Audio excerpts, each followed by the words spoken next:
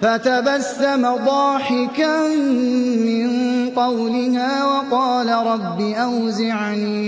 رب أوزعني أن أشكر نعمتك التي أنعمت علي وعلى والدي وأن أعمل صالحا ترضاه